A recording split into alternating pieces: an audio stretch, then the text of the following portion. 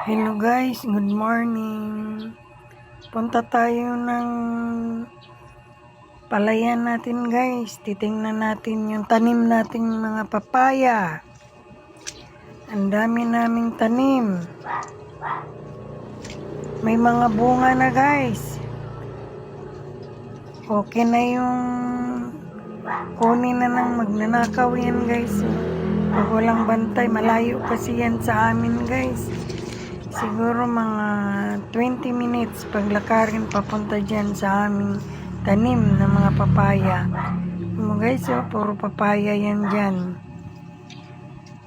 Ang daming papaya. Mga tanim. Iba pa yung mga ibang mga tanim dyan guys. Maraming saluyot. Meron pa dyan patula. Pumunta kami dyan guys kasi magdidilig. Ang dami ng papaya. Pwede na yan may binta sa bayan. Yan lang ang buhay namin guys sa probinsya. Kaming mga senior, ganyan na lang ang ginagawa. Yan na lang ang parang libangan na lang namin yan guys. Magtanim, magdilig, magtanggal ng mga damo para naman sila itumaba. Yan, mga patula. Yan, mga okra. May saging guys. Sinong gustong bumili, punta lang kung saan. Sa nakatuod lang guys, punta lang kayo. Marami pang mga saluyot dyan guys. Kamuting kahoy, kamuti. Ang lalaki na ng papaya namin.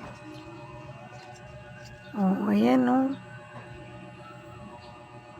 Mahirap lang kasi guys kung halimbawang walang ulan, walang anlayong Pero meron kaming guys, irigasyon dyan. Pwede kami kuha ng tubig para magigib. Kaya dyan lang yan guys. May yung palay namin. Yan yung palay namin guys. Malapit na yan guys. Sana maganda ang ani. Kasi minsan hindi mo masabi. Ayan. May kalabasa. Basta maraming tanim dyan guys. Halo-halo.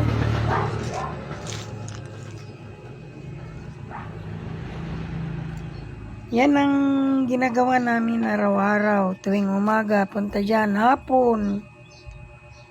Salamat guys sa panonood nyo. Huwag kayong magsawa. Thank you. Jesus loves you.